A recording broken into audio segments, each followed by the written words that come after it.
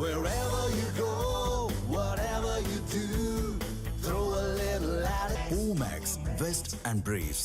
சேலத்தில் பயணிகளின் உயிரோடு விளையாடும் விதமாக அரசு பேருந்து ஒன்று இயக்கப்பட்ட சம்பவம் அதிர்ச்சியை ஏற்படுத்தியுள்ளது. இதுகுறித்து செய்தியாளர் கண்ணன் தரும் கூடுதல் தகவல்களை தற்போது கேட்கலாம். வணக்கம் பவித்ரா. தமிழக அரசு போக்குவரத்து கழகத்தின் சேலம் கிளையின், அதாவது அரசு விரைவு போக்குவரத்து கழகத்தின் சேலம் கிளையின் சார்பில் சேலத்திலிருந்து கரூருக்கும் பின்னர் அங்கிருந்து மீண்டும் சேலம் வழியாக பெங்களூருக்கும் அரசு விரைவு போக்குவரத்து கழக பஸ் இயக்கப்படுகிறது. இந்த பஸ் இரவு 7 மணிக்கு சேலத்திலிருந்து புறப்பட்டு கரூர் சென்றது. ஆனால் அதன் கரூர் செல்லும் வழியில் குறிப்பாக சேலத்திலிருந்து சேலம் புதிய பஸ்ல இருந்து 33 பயணிகளுடன் பஸ் புறப்பட்டது. பஸ் 2 கிலோமீட்டர் தூரத்தில், அதாவது சேலம் கண்டப்பட்டி மேம்பால பகுதியில் வந்தபோது அந்த பஸ்ஸின் முகப்பு விளக்கள் 2 விளக்களும் எரியவில்லை. உடனடியாக பாலத்திலிருந்து பஸ்ஸை கீழே இறக்கிய ஓட்டுநர் அதனை ஓரமாக நிறுத்தி 15 நிமிடங்களுக்கு மேலாக அதை சரி செய்யும் பணியில் ஈடுபட்டார். ஆனால் முகப்பு விளக்குகள் 2மே அவரால் எரிய செய்ய முடியவில்லை.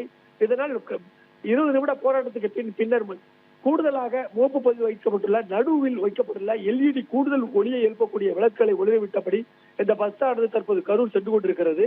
சேலத்தில் மட்டுமே இந்த கிளை உள்ளது, கரூரில் இந்த கிளையும் இல்லை. ஆனால் உடனடியாக உயிரை மேம்பால கருதி உடனே சேலம் கிளையில் அதை பழுதை சரி செய்யாமல் ஒரு விளக்குடன் எரிவதால் பஸ்ஸில் பயணிக்கும் 33 பயணிகள் மட்டுமின்றி எதிரே வரும் வாகன ஓட்டிகள் உயிருடன் விளையாடுவதாக பொதுமக்கள் மற்றும் பயணிகள் பொதுநல விரும்பிகள் குற்றம் சாட்டியுள்ளனர்.